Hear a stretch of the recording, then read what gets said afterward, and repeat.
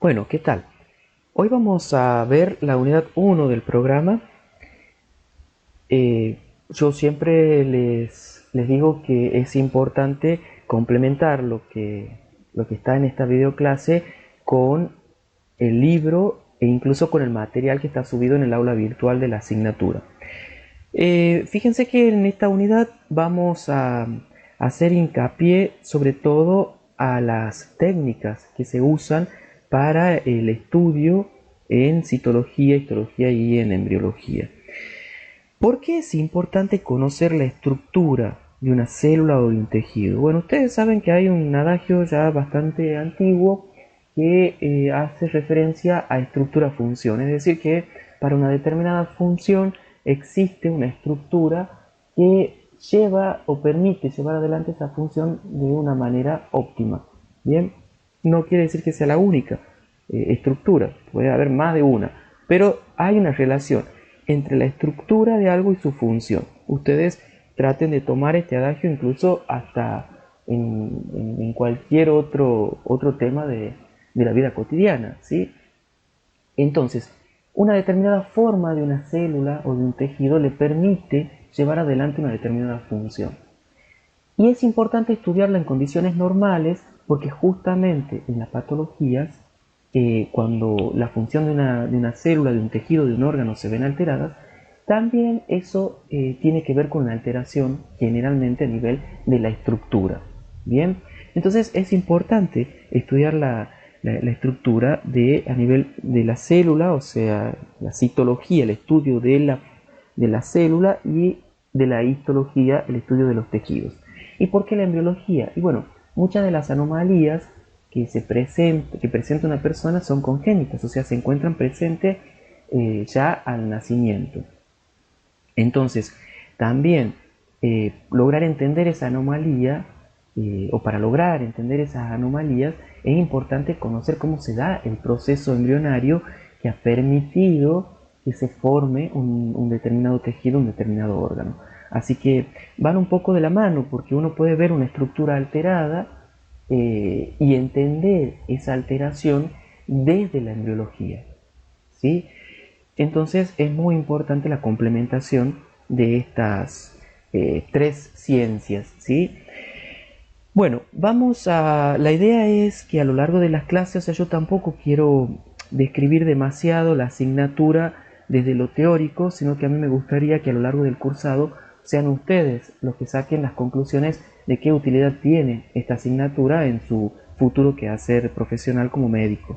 Bien, pero para que vayamos entrando un poco en tema, yo en esta primera presentación les he puesto una microfotografía y ustedes me gustaría que miren y que piensen qué puede ser. Entonces, esta es la primera imagen que les mostramos oficialmente desde esta asignatura, y estaría bueno que ustedes con el correr del tiempo puedan volver a esta imagen y en algún momento hacer una descripción de ella con, por supuesto, terminología técnica, que es uno de los objetivos que nosotros buscamos en este cursado. Bueno, para hacer una diferencia entre lo que es la anatomía y la histología, porque la anatomía también estudia las formas y la morfología, y estudia también de alguna manera la estructura, porque la estructura está de alguna forma relacionada a la morfología. Nosotros tenemos que hacer la diferencia en que la histología sea como una microanatomía. Nosotros, para poder ver una estructura, una célula, un tejido en detalle, necesitamos hacer uso de algún dispositivo, ya sea un microscopio, ya vamos a ver los distintos tipos de microscopio. De hecho, tienen un documento que van a tener que consultar y trabajar en el aula virtual. Pero la anatomía no, la anatomía es la observación a simple vista. Entonces, si bien ambas abordan la misma temática de alguna manera, lo hacen con un nivel de complejidad distinto, ¿sí? La histología requiere de un dispositivo, de un equipo, ya sea óptico, electrónico, que permita conocer en detalle ese tejido. Y dependiendo justamente de qué tipo de equipo estemos usando, los resultados van a ser diferentes. Por ejemplo, acá, ¿qué se imaginan que estoy mostrándoles en esta microfotografía? Bueno, Ya cuando lean el documento de microscopio van a ver que uno de los microscopios que se usan es el microscopio de luz polarizada, que en este caso estamos viendo únicamente fibras colágeno, ¿sí? Entonces, con este microscopio estamos viendo fibras colágeno. Si usamos otro microscopio, por ejemplo, vamos a poder ver fibras colágenas, ¿sí? Que son estas más gruesas, las más finas que pueden ser las fibras elásticas, estas que vemos más finitas, y también vamos a ver los núcleos. Entonces, como dependiendo de qué instrumento usemos, los resultados de lo que estemos viendo son diferentes.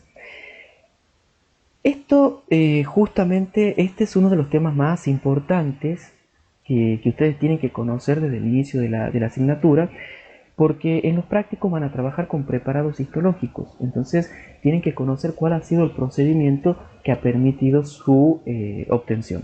Entonces, como primera medida, nosotros hablamos de una batería, ¿sí?, histológica. Una batería porque consiste en realidad en varios pasos que acá de alguna manera están representados por diferentes recipientes, en donde cada recipiente tiene un contenido diferente, y es una batería porque nuestra muestra sigue un circuito, desde la obtención hasta lograr finalmente el taco, que luego va a ser cortado y ese corte va a ser colocado en un portaobjeto para su observación al microscopio.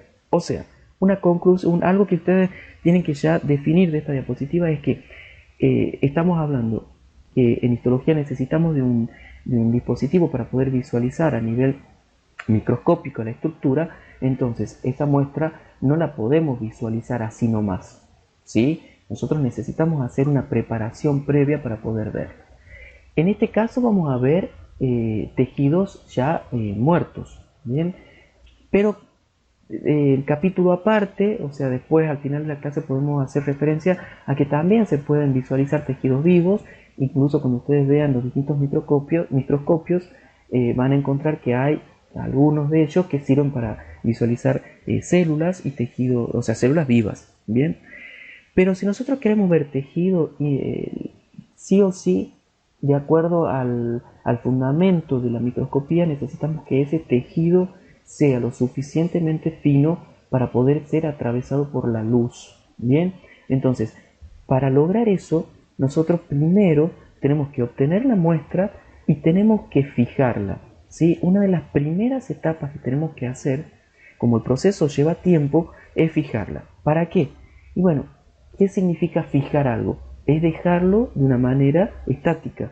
La idea es como sacar una foto de esa estructura para que se conserve de la mejor manera, o de la mejor manera me refiero a que sea lo más parecido a lo que estaba en el cuerpo, en el tejido vivo, ¿sí? Entonces, cuando se obtiene la muestra, que hay distintas técnicas de obtención, lo más común puede ser, por ejemplo, una biopsia. Ustedes han escuchado, ¿sí?, de personas que han sido, bueno, le han hecho una biopsia y le han mandado a estudiar. Quiere decir que se ha tomado una muestra del tejido, a lo mejor de alguna parte del cuerpo, o se ha extirpado algún tejido, algún órgano, alguna formación tumoral, y se ha tomado una pequeña muestra, una biopsia de eso, y eso se lo ha mandado a evaluar, entonces a estudiar. Entonces el primer paso es tomar esa muestra y fijarla. La fijación puede ser por métodos físicos y por métodos químicos. Los más comunes son los métodos químicos, pero la idea es justamente lograr, como les decía, mantener la estructura lo más parecido a lo que es en la forma que está en el cuerpo. Bueno, una vez que nosotros hemos fijado que es justamente sumergiéndola, una de las formas es sumergirla en un recipiente con el fijador, que hay distintos tipos de fijador. El más común es el formaldehído, el formol al 37%, el formol al 4%, el formaldehído, ¿sí? Van a ver que también, dependiendo de qué tipo de microscopía quieren hacer, si es óptica o electrónica, los fijadores también van a ir cambiando, ¿sí? Se usa mucho el glutaraldehído, por ejemplo, en la microscopía electrónica, pero una de las técnicas de fijación les decía que es por inmersión. Se sumerge la muestra en el líquido. Como ustedes ven acá, no hay una exageración en el volumen. Tiene que haber, se habla más o menos que el volumen del fijador tiene que ser 10 veces mayor al de la muestra. ¿Por qué? Porque se entiende que el fijador tiene que ingresar a la muestra, entonces la muestra tiene que estar completamente sumergida. Y además, como esa muestra trae agua, porque acuérdense que nosotros en nuestra composición tenemos mucha agua, ese agua que trae el tejido, la muestra, puede estar de alguna manera diluyendo el fijador y restándole o contrarrestando su efecto. Poniendo un volumen suficientemente grande, ese efecto de dilución no es tan importante. Entonces sí es importante tener en cuenta esto. Además, la muestra también tiene que ser muy pequeña, porque si la muestra es demasiado grande, hasta que el fijador llegue al centro de la muestra, puede ser demasiado tarde. ¿Por qué? Porque ustedes saben cuando un tejido deja de recibir irrigación sanguínea, ¿qué le pasa? Las células empiezan a experimentar un proceso de necrosis, o sea, empiezan a morirse y las células contienen en su interior enzimas. Entonces, la fijación lo que va a hacer es, de alguna manera, bloquear a esas enzimas hidrolíticas para que no alteren el tejido. La fijación también va a tener otro fin, que es, de alguna manera matar los microbios, las bacterias o incluso hongo que pueda tener la muestra, puede estar contaminada con estos microorganismos, y estos microorganismos podrían dañar la muestra. Entonces la fijación también sirve de alguna manera para preservar ese tejido de la acción de los microorganismos ajenos a la muestra. Entonces, les decía, la muestra tiene que ser muy pequeña, uno tiene que cortarla en pedacitos muy chiquitos para que el fijador llegue de la manera más rápida al interior de la muestra. La superficie no hay problema porque está en contacto directo con el fijador, pero ahora hay que pensar que ese fijador tiene que introducirse a la muestra.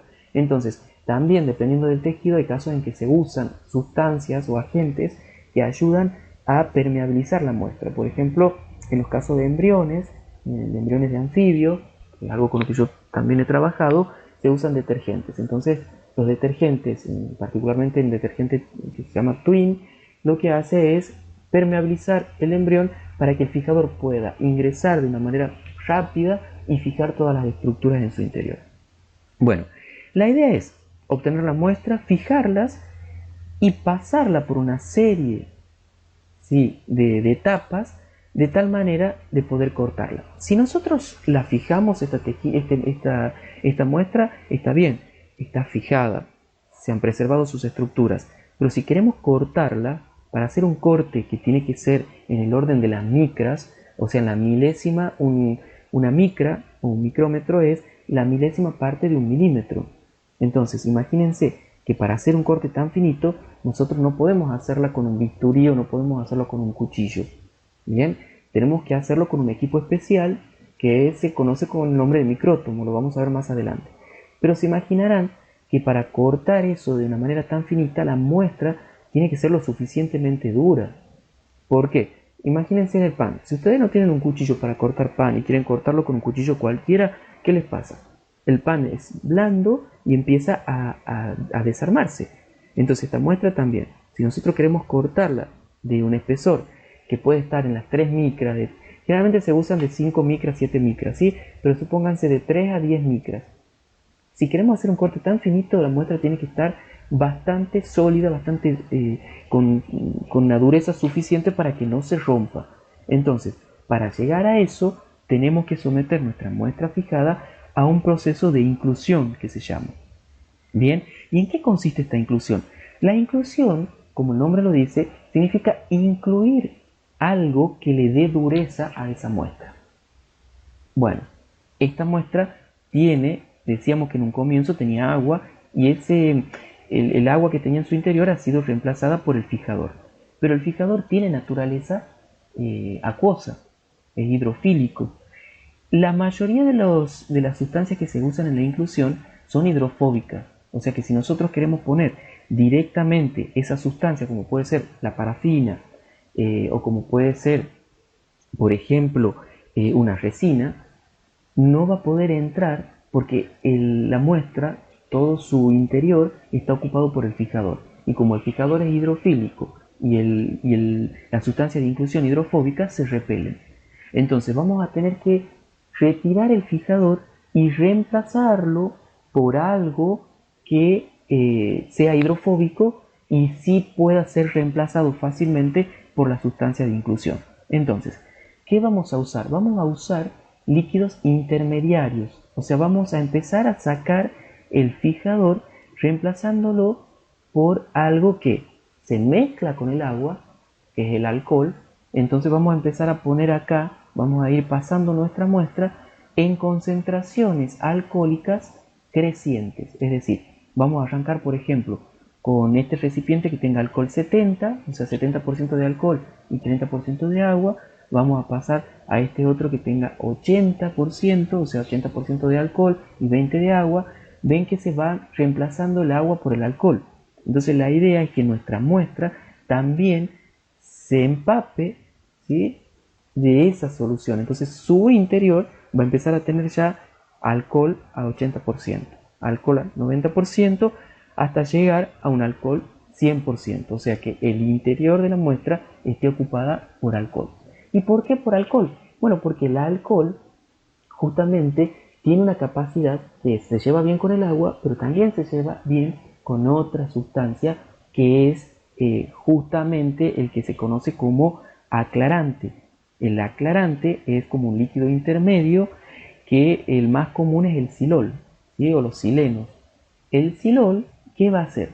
El silol se lleva bien con el alcohol y se lleva bien con la parafina, con lo que necesitamos embeber nuestro tejido para que se endurezca y lo podamos cortar. Entonces, por eso se le dice líquido intermediario.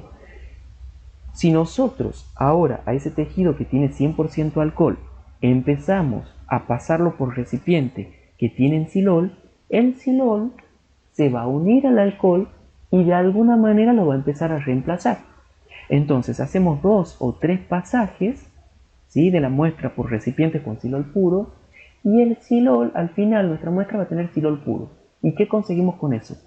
Si ahora ese silol, que se lleva bien con el alcohol y también se lleva bien con la parafina, si ahora la muestra lo ponemos en contacto con la parafina va a poder reemplazar al silol y se va a poder dar finalmente el proceso de inclusión en ese material que nos va a permitir hacer el corte. Bien, aquí va armado del taco, ¿sí? Esto sería el taco que después va al micrótomo. Tengo que cambiar esta palabra. Entonces, fíjense, el agua lo hemos reemplazado por el fijador.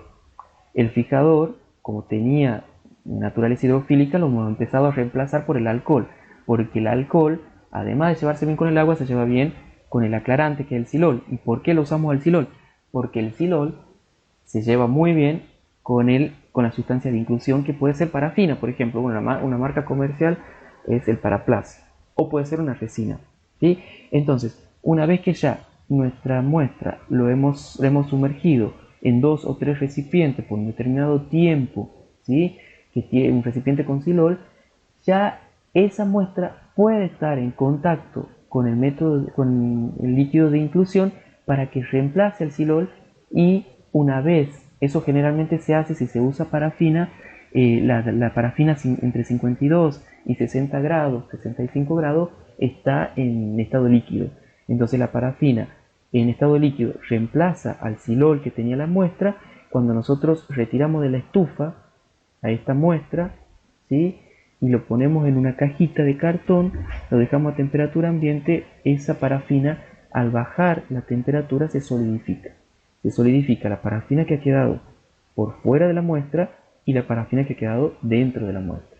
Entonces, esa parafina ahora sí tiene dureza suficiente para que nosotros podamos cortarla con el micrótono. ¿Sí? Espero que se haya entendido. Entonces, eso se arma un taco, por eso digo que esto es el entacado, le dicen, o armado del taco, y ahora sí, con ese taco vamos al micrótomo y vamos a ubicar, este es uno de los tipos de micrótomos que hay, ¿sí? Aquí lo que se mueve es esto, hay una manijita que uno da vueltas, es como una manivela, y lo que hace es que esto, acá está el taco, no sé si logran verlo, ahí está el tejido, ¿sí?, está puesto el taco y esta la cuchilla. Entonces cuando uno da vuelta a esto, lo que hace es bajar y cortar. Entonces pasa por acá por la cuchilla y se corta se hacen como fetas, ¿sí? Entonces esas fetas tienen más o menos un espesor de lo que uno regule. Uno acá establece el espesor con el que quiere cortar, por supuesto dentro de un rango, pero anda en el orden de las 7 micras. Entonces, a medida que nosotros hacemos girar esto que tiene el taco se desplaza, el espesor que hemos seleccionado acá, 7 micras, corta.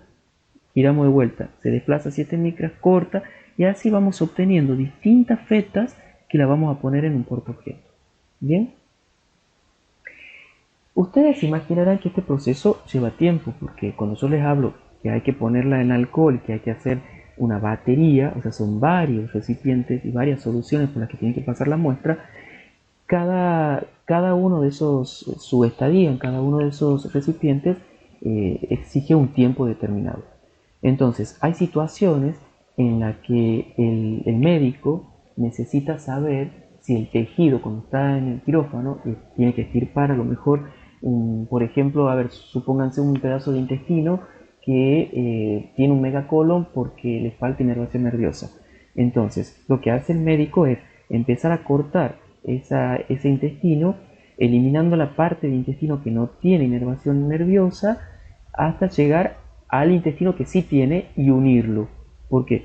Porque es importante que lo que quede de intestino tenga inervación nerviosa para poder hacer los movimientos peristálticos. Entonces, si el médico está en el quirófano, manda esa muestra para que el histopatólogo determine si ese pedacito de intestino que ha cortado tiene inervación nerviosa, si lo tiene que hacer con esa técnica convencional, va a demorar un montón de tiempo, horas, y hasta puede demorar un par de días. Entonces, mientras tanto está en el quirófano. Como hay situaciones como esta, en donde el resultado del examen histológico tiene que ser rápido, existe una estrategia que es hacer uso del crióstato. El crióstato es un micrótomo que está metido en un freezer, básicamente, para hacerlo de manera simple, ¿sí? Entonces, acá esto puede estar a menos 20 grados, por ejemplo. Entonces tenemos el taco, la muestra, lo que se hace es, el médico corta el pedacito de muestra, e inmediatamente eso se congela, ¿sí? Generalmente se usa hielo seco, se congela. Al congelar lo que se hace, se fija el tejido en un método físico. Yo les he dicho que había químicos y físicos. Físico puede ser por frío, por congelamiento o por calor también, ¿sí? Entonces, el médico lo pone la muestra, se congela esa muestra, se fija, pero además, al estar congelada, está dura, ¿sí? Y al estar dura se puede cortar. Y esos cortes se hacen de una manera rápida. Entonces, el médico, el histopatólogo que está en el laboratorio, llega a esa muestra, hace todo este procedimiento en poco tiempo, le da el resultado y le dice, sí, lo que has cortado todavía sigue sin neuronas, ¿sí? No tiene plexo mientérico, no tiene. Entonces, el cirujano tiene que seguir cortando y seguir mandando muestras al laboratorio hasta que el patólogo le diga, acá encontré neuronas ya, así que deja de cortar, unir los dos extremos del intestino y se cierra ya y se termina la operación.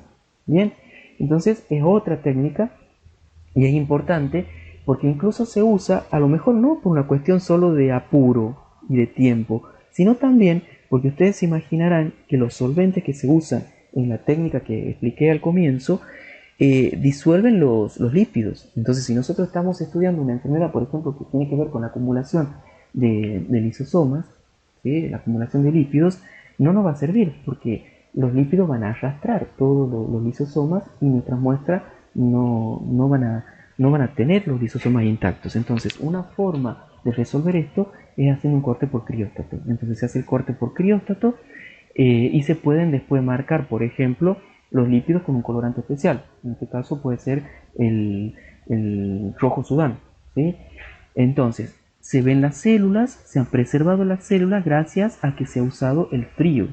Bien, acá están viendo, por ejemplo, un capilar con unos eritrocitos. Estas son las células, los adipocitos, que son células muy grandes que están llenas de lípidos. Bien, entonces, bueno, acá también esto es, a ver cómo sería la descripción. Es una microfotografía en donde se han teñido un tejido adiposo con rojo sudán y se ha usado en el microscopio una luz verde de contraste, por eso se ve lo otro como verde, ¿sí? Y el aumento, vamos a ver, es de 440, o sea que nuestra muestra está aumentada 440 veces para poder ver con este detalle.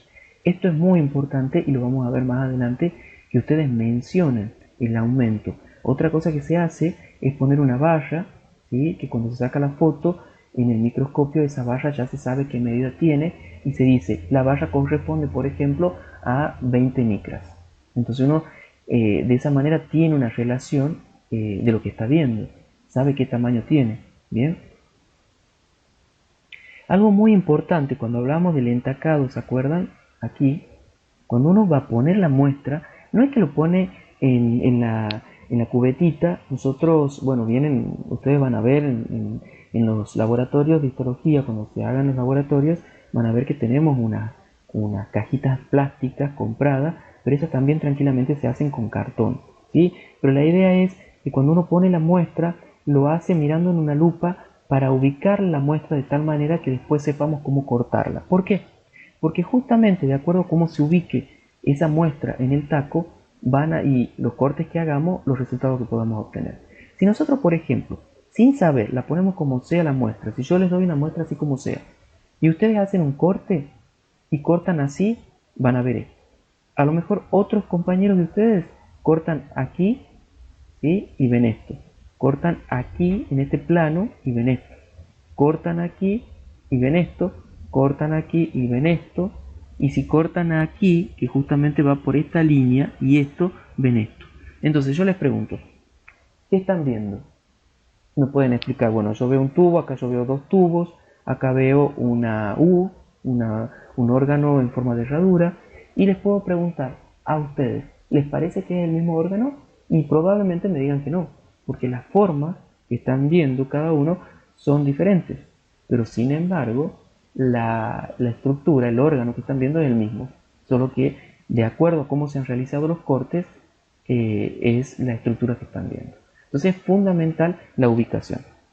Bueno, la mayoría de los tejidos, una etapa clave también en la técnica histológica es que la mayoría de los tejidos y de las células no ofrecen un contraste al microscopio óptico. Entonces, para poder visualizar su estructura, nosotros tenemos que hacer uso de algunos artilugios, como es, por ejemplo, la coloración o las tinciones.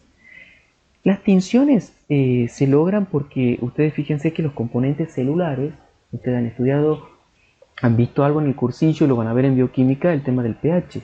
Si nosotros tenemos un pH fisiológico, a ese pH fisiológico las moléculas que forman nuestras células presentan una determinada carga, o sea, algunas son neutras y otras tienen una carga neta positiva o una carga neta negativa. Entonces, haciendo uso de esas diferencias en las cargas de los componentes celulares, como por ejemplo el núcleo, que tiene carga negativa, ¿sí? O sea que sería como aniónico, y el citoplasma, que en su mayoría, sus componentes en su mayoría tienen carga positiva, esta diferencia de carga nos permite usar colorantes que justamente reaccionan y se unen electrostáticamente, ¿sí? A estos componentes. Entonces, se dice que el núcleo de la célula es basófilo. ¿Por qué tiene carga negativa? Porque acuérdense que está el ácido nucleico. Los ácidos tienen, en su forma iónica, tienen una carga neta negativa, gracias a los grupos fosfato del ácido nucleico, tanto el ADN como el ARN. Bien, entonces, el núcleo tiene una carga negativa y se dice que son basófilos. ¿Por qué? Eso yo quiero que ustedes no se confundan. Porque filo es de afinidad, ¿sí? Es como que se lleva bien con quién, con lo básico. Lo básico es lo que tiene carga positiva. Entonces, el componente celular, el núcleo particularmente, es basófilo. Entonces, para teñirlo, se va a usar un colorante básico, que puede ser, ¿sí? Ya vamos a ver los ejemplos. En cambio, otros componentes celulares, como el citoplasma en su mayoría, suele ser acidófilo, tiene carga positiva. Entonces, ¿por qué? Porque tiene afinidad por lo ácido. El colorante que se va a usar para citoplasma es ácido, tiene carga negativa. ¿Ven que cargas opuestas se atraen? Entonces, basófilo hace referencia al componente, y si es básico, al colorante. Eso tiene que quedar claro. Colorantes básicos: azul de toluidina, alcian blue, azul de metileno, hematoxilina, es una de las más comunes. Y colorantes ácidos, o sea, estos son básicos, y ácidos: eosina, fucsina ácida, orange. ¿Sí? Vamos a ver que hay muchos más. Yo, simplemente para que ustedes ya vayan escuchando estos nombres, pero el más usado, en realidad lo que se usa mucho en laboratorio son combinaciones, ¿sí? Y el más común es la combinación entre hematoxilina y eosina. algo, una regla memotécnica que a mí me sirve, nosotros los componentes tenemos el núcleo y el citoplasma. La palabra núcleo es más cortita que la palabra citoplasma. El núcleo se tiñe con hematoxilina, entonces la palabra cortita de la célula se tiñe con el colorante más largo, que es hematoxilina. Y el citoplasma, que es la palabra más larga del componente celular, se une con el colorante más cortito. No sé, a mí por lo menos me sirve para no confundirme, espero que les sea útil también a ustedes. ¿Qué estamos viendo aquí? La hematoxilina en general tiñe de color azul violáceo y la eosina una tonalidad rojiza. ¿Sí? Entonces ustedes ya mismo me están diciendo acá, me acuerdo de lo que estamos viendo, bueno, lo pueden leer acá, pero estamos viendo justamente un corte de un intestino delgado, ¿sí? Small, pequeño, pero en realidad cuando está con intestino se habla de intestino delgado, donde está el lumen del intestino y hay determinadas células, ¿sí? Determinadas células. ¿Por qué sé que son células? Porque se ha usado hematoxilina y aquí está la marca de la hematoxilina, esos son los núcleos. Entonces si hay núcleos, tiene que haber citoplasma. Y estos son los citoplasmas. Y hay algunas células que tienen una forma particular, pero que no tienen una tinción. No han tomado la tinción. Como tampoco se ha teñido muy bien esta zona. ¿Ven?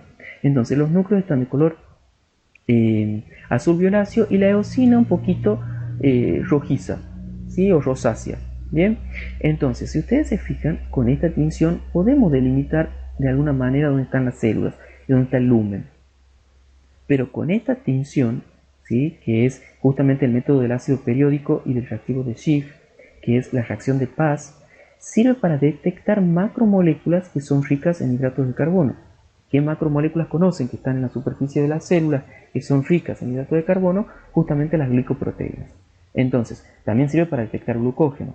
Y tiñe, por supuesto, de color rojo magenta. Entonces, ahora sí, esto que estamos viendo acá está muy teñido con esta otra coloración aquí. Se ha usado, por supuesto, otra vez la hematoxilina para hacer un contraste y poder ver los núcleos. ¿Ven que están los núcleos? Están bien los núcleos. Pero ahora todo lo que es hidrato de carbono está muy bien marcado. Miren el lumen aquí y miren el lumen aquí. Acá los límites no están, sí se ven, pero aquí están perfectamente delimitados. Y miren aquí también, algo que no se marcaba acá, está perfectamente marcado. Entonces, acá también algo que ustedes tienen que tener en cuenta, que estas microfotografías, además de tener tinciones diferentes, también tienen aumentos diferentes. ¿Y eso cómo lo saben? ¿Qué les parece? Claro, lo está diciendo acá, ¿sí? Esta tiene 400 de aumento y esto tiene 300 de aumento. Y sí es proporcional, porque esto se ve más grande y no quiere decir que en la realidad esta sea más grande que esta. Por eso es importante informar el aumento, porque el aumento nos va a dar idea realmente del tamaño que tienen las estructuras, ¿sí? Si nosotros a estas las lleváramos a 400 por, lo veríamos del mismo tamaño que esta. Bien, bueno, vamos a seguir avanzando y hay un concepto que es muy importante. El colorante tiene un color, ¿verdad? Que es el que de alguna manera le transmite o le infunde a la muestra para que nosotros lo podamos ver en el microscopio. Porque nuestra muestra, yo les decía, no tiene coloración, generalmente no tienen coloración. Bueno, hay un fenómeno que se conoce como metacromacia. La metacromacia es cuando cambia el color del colorante porque ese colorante se agrega, se agrupa. ¿Sí? ¿Qué quiere decir? El colorante en ortocromacia, o sea, lo habitual, tiene un color, que en este caso sería azul. Bien, por ejemplo, estamos en el caso del azul de toluidina. El colorante es azul. Pero ese colorante que tiene afinidad, por supuesto, por polianiones, ¿sí? Acá ven que es una macromolécula que tiene un montón de cargas negativas, ese colorante se va a pegar a las cargas negativas. Si se pega una sola carga, porque el colorante está diluido, no hay muchas moléculas de colorantes, podemos verlo de azul. Pero cuando se pegan varias moléculas de colorante, que es este caso, porque el colorante está más concentrado, cuando se pegan todas estas moléculas de colorante, interaccionan también entre ellas y ahora en lugar de ser azul, pasa a ser rojo. Entonces, esto sucede, por ejemplo, cuando se tienen componentes tisulares como la matriz cartilaginosa, que es rica en ácido glucosaminoglucano sulfatado. O, por ejemplo, en los gránulos de basófilo y de mastocitos que tienen una sustancia que es polianiónica como la heparina. Entonces, la heparina es una gran molécula que tiene muchísimas cargas negativas, entonces el colorante se une a todas ellas y cambia de color. Eso lo estamos viendo acá. El azul de toluidina está bien en lugares donde se ha marcado como corresponde en ortocromacia. Pero por ejemplo en este mastocito estamos viendo que tiene un color ya más bien rojizo. ¿Por qué? Porque se ha unido justamente a los gránulos de ese mastocito que son ricos en heparina. Entonces eso es muy importante conocer, porque si no estamos diciendo, bueno, azul de toluidina, pero acá está marcando otra cosa. No, ese color cambia por el proceso de metacromacia. No es muy común, pero ustedes lo tienen que conocer. Fíjense que aquí es una microfotografía de lengua que está teñida con azul de toluidina, en donde se evidencia un mastocito con gránulos de color rojo violáceo, y el aumento de esta microfotografía es de 1200. ¿Sí? Esas serían las descripciones que ustedes tienen que llegar a hacer de los preparados. Es una microfotografía, no es una imagen, no es una fotografía, no, es una micro, es tomada al microscopio. Microfotografía de tal tejido o de tal órgano o de tal célula teñida con tal cosa, ¿sí? En donde se visualiza tal elemento o tal estructura y el aumento total es este. Bien, esto sería como lo que nosotros esperamos que ustedes logren a lo largo del cursado. Vamos a ver cómo dentro de las técnicas histológicas hay toda una rama que es la rama de la histoquímica, que de alguna manera nos permite hacer una detección, la localización de una sustancia química en los tejidos. Por eso la combinación de la palabra histo de tejido y química, porque hace alusión a un grupo químico. Un grupo químico me refiero a algo que ustedes reconozcan a nivel de macromolécula, a nivel químico, qué sé yo, un polisacárido, un lípido, ¿sí? La ventaja de esto es que permite una localización, porque ustedes sí también deben haber visto, o lo van a ver en bioquímica, que uno puede determinar si un tejido tiene glucógeno, o si tiene lípidos, si es rico en lípidos, o si es rico en, no sé, en fibras reticulares, pero la ventaja de la histoquímica es que además de informarnos que tiene esa molécula, la localiza. Entonces nos da una herramienta de análisis más, ¿sí? La idea de esto es que lo que usemos, así como veíamos que los colorantes recién se unían a los componentes de la célula o del tejido por electrostática, por afinidad de cargas, ¿bien? Aquí lo que nosotros tenemos que lograr es que el colorante que usemos reaccione de alguna manera con lo que queremos detectar, o sea, un polisacárido o un lípido, y que dé un producto insoluble. ¿Por qué insoluble? Para que precipite y se quede en ese lugar, ¿sí? Nosotros lo podemos ver en ese lugar. Si fuera soluble, se va a ir con todos los lavados que hagamos y todo en la batería de la técnica histológica. Entonces tiene que ser insoluble para que quede fijo en el lugar. O electrodenso. Bueno, electrodenso sería el equivalente a insoluble en microscopía electrónica. O sea, ya como la microscopía electrónica, lo van a ver cuando vean los tipos de microscopios, no hace uso de luz, sino de una corriente de electrones. Hablamos de que para aumentar el contraste en una muestra en microscopía electrónica, esa muestra tiene que ser electrodensa. Tenemos que aumentar su densidad electrónica para que pueda de alguna manera separar los electrones, hacer un desvío del trayecto de los electrones, y en definitiva ese desvío es el que genera después la imagen. Bien, entonces esta ya la conocen, una microfotografía de un tejido adiposo en donde se ha usado justamente un rojo sudán. El rojo sudán actúa, se une a los lípidos. También está el negro sudán, por ejemplo, es otro de las técnicas que se usan para lípidos, y esto permite, por supuesto, determinar la localización de ese lípido en el tejido. O por ejemplo, podemos hacer una determinación histoquímica de enzimas. ¿En qué consiste esto? Bueno, una enzima, ustedes saben, es una macromolécula que frente a un sustrato reacciona, modifica ese sustrato y da un producto. Entonces, hay enzimas como la fosfatasa alcalina, la hidrogenasa, hay un montón de enzimas en nuestro cuerpo que pueden ser detectadas de esta manera. ¿Por qué? Porque nosotros en el tejido lo que hacemos, en este caso, por ejemplo, estamos en presencia de la fosfatasa ácida en lisosomas en tejidos renales. Entonces, ¿qué va a pasar? La fosfatasa ácida, si nosotros le ponemos su sustrato, va a reaccionar a ese sustrato y va a dar lugar a un producto coloreado insoluble. Y eso es lo que estamos viendo acá, marcado. Entonces estamos determinando a nivel histoquímico, ¿sí? Porque estamos de alguna manera reconociendo una macromolécula como lo es una fosfatasa, una enzima, ¿sí? Estamos reconociendo la ubicación de esa enzima en el tejido.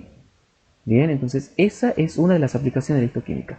Otro ejemplo de los que se usan mucho es las técnicas que hacen uso del reactivo de Schiff. ¿Qué es el reactivo de Schiff? Es una leucofucsina que resulta justamente del tratamiento de la fucsina, que suele ser roja, con bisulfito. Cuando la fucsina, que es roja, se combina con bisulfito, da leucofucsina. ¿El leuco qué significa? Blanco, ¿sí? Leucocitos son las células blancas de la célula. Entonces, nuestro reactivo de Schiff es la leucofucsina. Si nosotros el reactivo de Schiff, ¿sí?, hacemos una reacción que hemos visto hace rato del periódico, del ácido periódico, ¿sí?, reacciona con grupos aldehídos, podemos detectar macromoléculas ricas en hidratos de carbono. ¿Por qué? Porque los hidratos de carbono tienen grupos aldehídos. Entonces aquí tranquilamente estamos viendo nuevamente un intestino, una microfotografía de un intestino en donde estamos viendo las células que son ricas en secreciones en polisacáridos, y también aquí la membrana apical de estas células del intestino, de la mucosa del intestino, que son ricas en glicoproteínas o glucoproteínas, entonces reaccionan en la reacción de Paz, ¿sí? Ahora, ese reactivo de Schiff usado en el método de Feugen nos sirve para determinar ADN o ARN, para determinar, ADN, ¿sí? Entonces, si nosotros a ese reactivo de Schiff lo usamos combinándolo con otro reactivo, tenemos un método que nos permite determinar ADN a nivel histoquímico. Si el reactivo de Schiff lo usamos en la reacción de Paz, nos sirve para determinar hidratos de carbono. Bien, entonces si ustedes se fijan, bueno, acá tenemos células que son de habas, en donde están en mitosis, algunas están en anafase, acá se están separando los cromosomas, y hay otros que ya están en metafase, están perfectamente los cromosomas aquí formaditos, ¿sí? Y hay otros en interfase. Entonces, el mismo reactivo de Schiff, combinándolo con otras cosas, podemos determinar dos macromoléculas muy diferentes, hidratos de carbonos y ADN. Eso también es muy importante que ustedes lo tengan presente. Esa leucofucsina, cuando reacciona con los aldehídos que están en los hidratos de carbonos o con los aldehídos que están en el ADN, se vuelve roja, como era la fucsina. ¿Bien? Bueno, hay otra cosa, otra técnica que es muy importante, que es la inmunohistoquímica. O sea, es una histoquímica que además hace uso de anticuerpos. A eso hace alusión la palabra inmuno. Si ustedes van a ver en inmunología, en segundo año, que los anticuerpos son macromoléculas, ustedes lo conocen porque seguramente han escuchado y han leído sobre las vacunas. Bueno, los anticuerpos son macromoléculas que reconocen partículas extrañas. Los anticuerpos reconocen antígenos. Entonces, nosotros en la inmunohistoquímica vamos a detectar alguna macromolécula específica, por eso hablamos de química, en un tejido haciendo uso de anticuerpos. ¿Ven cómo se va complejizando la histología? Entonces, usando un anticuerpo, nosotros específico, porque los anticuerpos tienen la particularidad de ser específicos para un antígeno, algo que nosotros queremos localizar, y para, digamos, con lo que se ha fabricado ese anticuerpo. O sea, el anticuerpo se produce, lo produce el cuerpo, pero nosotros también de manera industrial lo podemos producir inyectando el antígeno a los ratones, en caballo, en conejo, en distintos animales, podemos producir nuestros anticuerpos. Entonces, ese anticuerpo es específico para lo que queremos nosotros localizar, y como el anticuerpo tampoco tiene color por sí solo, nosotros no lo podríamos ver en un corte, necesitamos que ese anticuerpo esté unido a alguna molécula que sí permita su visualización. Bien, ahora lo vamos a entender con el ejemplo. Entonces, el antígeno es lo que nosotros queremos localizar. Por ejemplo, ya lo que veíamos recién, puede ser una enzima, la fosfatasa ácida, ¿sí? Entonces necesitamos un anticuerpo que reconozca la fosfatasa ácida. Como ese anticuerpo no es visible, necesitamos de alguna manera hacerlo visible. ¿Y cuál es la estrategia que se usa en inmunohistoquímica indirecta? O sea, vamos a ver que es directa e indirecta, es un anticuerpo secundario, o sea, otro anticuerpo que sí reconozca a este, pero ahora ese anticuerpo secundario va a estar unido con algo que sea reportero, o sea, una molécula reportera, que informe la presencia de este anticuerpo. Esa molécula reportera puede ser fluorescente, puede ser otra enzima, o puede ser, por ejemplo, oro, que se usa mucho, el oro es muy electrodenso, entonces se usa mucho en la microscopía electrónica. ¿Qué va a pasar? En los lugares donde esté nuestro antígeno, o sea, en nuestro caso la fosfatasa ácida, el anticuerpo se va a unir.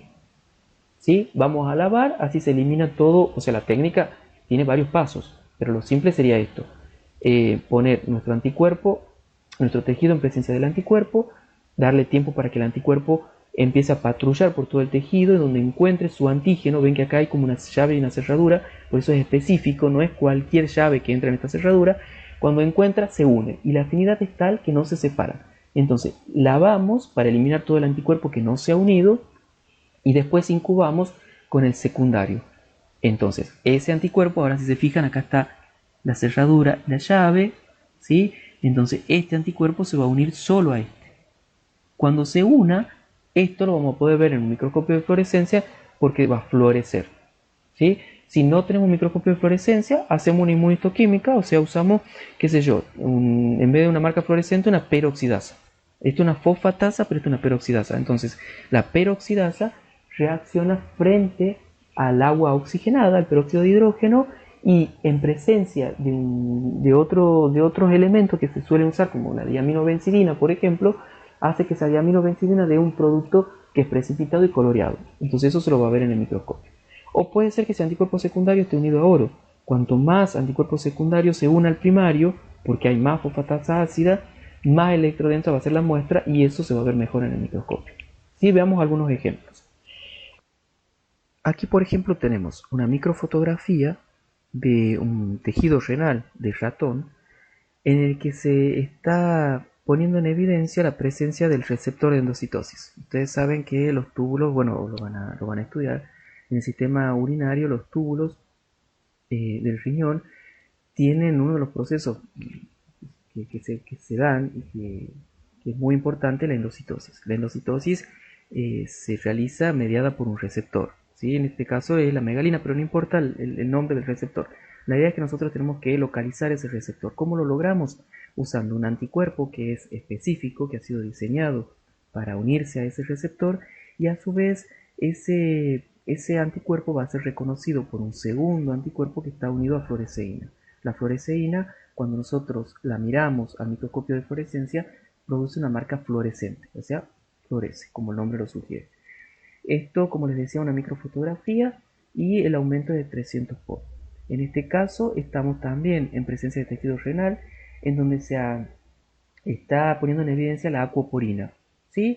La aquaporina está, como ustedes lo pueden observar, está en determinados túbulos y esa aquaporina ha sido reconocida por un anticuerpo primario específico que a su vez ha sido reconocido por un anticuerpo secundario unido a peroxidasa. Entonces la marca de la peroxidasa se pone en evidencia aquí, como rojo parduzco, ¿bien?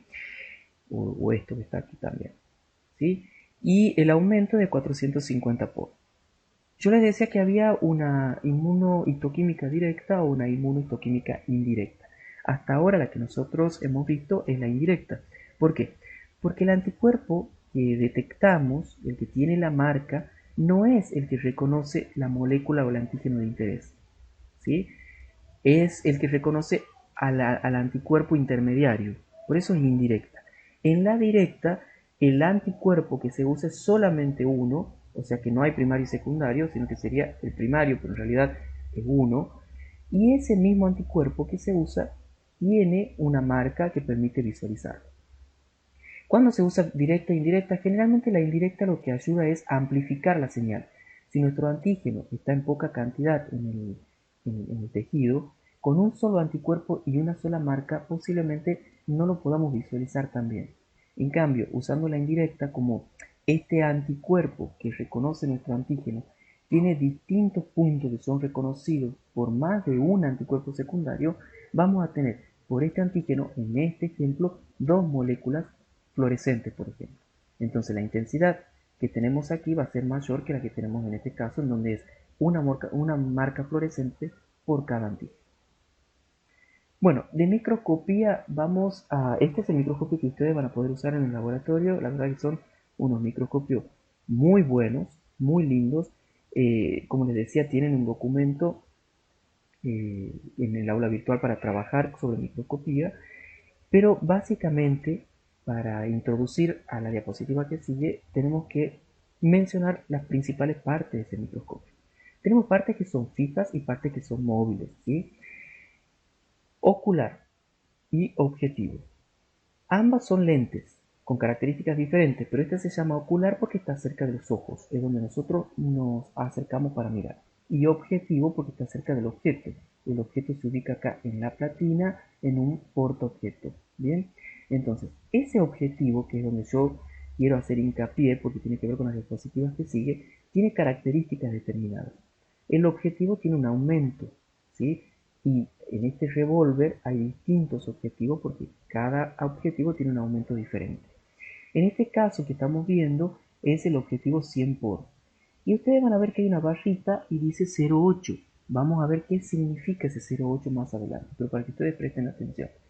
Entonces, el aumento se obtiene multiplicando este número que está aquí por el aumento del ocular. Los oculares generalmente son de 10 por. Entonces, el aumento total que vamos a tener si usamos este objetivo con un ocular 10 por va a ser de 1000 veces. ¿Se entiende? Entonces, en este caso, 100 por 10, que siempre es el mismo, va a dar 1000. Por ahí, lo que más se usa, lo que ustedes van a usar más, es el objetivo de 40 por. Entonces, el aumento total que van a lograr es de 400 por. 40 del objetivo por los 10 del ocular. Bueno, después van a ver que tienen un macrómetro, un macrómetro y un micrómetro para poder subir o bajar la platina. Y vamos a seguir entonces para mostrarle algunos conceptos que son importantes en microscopía, que como les decía, el aumento y el poder de resolución. El aumento es la relación entre el tamaño de la imagen y el tamaño del objeto de manera lineal, ¿sí? Y como les decía, puede ser 400 por, 450 por, eso no hay duda, ¿sí? Y ustedes seguramente están familiarizados con el tema de las cámaras, ¿sí? De los celulares, en donde uno puede hacer un aumento digital, un zoom digital, pero llega un momento que se pixela. ¿Por qué? Porque esa estructura que estamos viendo pixelada ha perdido resolución, ¿sí? Es algo que ustedes también usan con frecuencia. Esa resolución tiene que ver con el poder de resolución del equipo. Cuanto mayor sea el poder de resolución del microscopio, es mejor la definición que obtenemos de las imágenes. ¿Qué significa el poder de resolución? El poder de resolución es la capacidad de resolver algo, ¿sí? Si nosotros miramos esto, ustedes no me van a creer que yo les digo que lo que estamos viendo es el mismo objeto, porque ustedes me van a decir, no, acá estamos viendo dos puntos o dos círculos, no puntos, dos círculos, pero acá estamos viendo como una mancha. Sí, efectivamente, pero eso no tiene que ver con la naturaleza de lo que estamos viendo, sino con el equipo que estamos usando. ¿Sí? Si nosotros usamos un microscopio, vemos esto. Pero si miramos con nuestros ojos, vemos esto. ¿Por qué? Porque lógicamente el poder de resolución de nuestro ojo es menor que el poder de resolución del microscopio.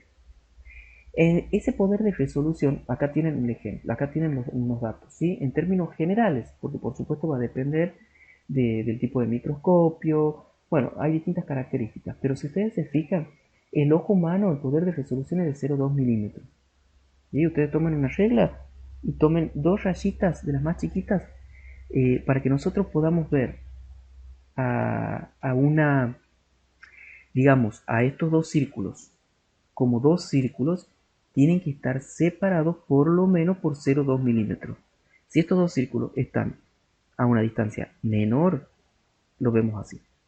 Bien, Entonces, en el microscopio óptico ya esa distancia es mucho más chiquita, es 0,2 micra, o sea 0,0002 milímetros, 1000 veces mayor el poder de resolución que los humanos. Entonces, nosotros ahora sí, si estos dos círculos están a esta distancia, por supuesto que lo vamos a ver así, ni siquiera lo vamos a ver, ¿sí? Pero con el microscopio óptico sí vamos a ver como dos estructuras separadas. Bien, y el microscopio electrónico incluso tiene un poder de resolución mayor, es de 3 nanómetros. ¿Sí? El nanómetro es la milésima parte del micrómetro y el micrómetro es la milésima parte del milímetro. Ustedes tienen que ir familiarizándose con estas unidades porque eso también les da la idea del aumento y la importancia de usar un microscopio para ver algo.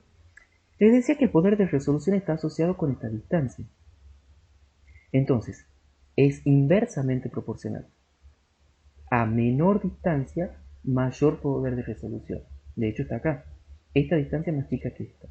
Y esta más chica que esta. Y el poder de resolución de esto es más que esto. Y este más que este. Entonces, inversamente proporcional. ¿Y por qué es inversamente proporcional? Porque básicamente está dada por esta ecuación. Por la longitud de onda, ¿sí? Y por NA, que es la apertura numérica. En inglés, en realidad, tenemos que poner AN, apertura numérica. ¿Qué es la apertura numérica? Y la apertura numérica es algo propio del objetivo. ¿Se acuerdan que yo recién les decía que estaba el aumento, había una barrita y decía 0,8? Bueno, la apertura numérica de ese objetivo es 0,8. ¿Y cómo se calcula? Con el índice de refracción, ¿sí?, del medio. ¿Qué medio? El medio que está interpuesto entre la lente del objetivo y la muestra, que muchas veces generalmente es aire, ¿sí? Y el seno de mu. ¿Y mu qué es? Mu es el ángulo que se forma cuando la luz llega a la muestra, ¿sí? Y esa muestra refracta, se produce una refracción, un desvío del rayo de luz y se empieza a abrir. Cuanto mayor sea esa apertura numérica, quiere decir que la lente, ¿sí?, que va a tomar la luz y que va a formar la imagen, está tomando mayor cantidad de luz, ¿sí? Entonces, si nosotros tenemos esta muestra que refracta rayos para acá, para acá, para acá, cuanto mayor cantidad de rayos nosotros captemos con nuestra lente, vamos a tener más información para armar la estructura que estamos viendo. Cuanto más chiquito sea, menos información, menos resolución. Entonces, la apertura numérica es una característica de esa lente y cuanto mayor sea la apertura numérica, o sea, mayor cantidad de rayos tome que provienen de la refracción de la muestra, va a ser menor la distancia. Y cuanto menor sea la distancia, mayor el poder de resolución. Espero que se entienda. Siempre es una división. La longitud de onda supongamos que mantenemos constante, ¿sí?, a una misma longitud de onda y usando el mismo medio, lo que va a determinar, en definitiva, va a ser justamente este ángulo mu. ¿Cuántos rayos de luz refractado podamos considerar para armar nuestra imagen?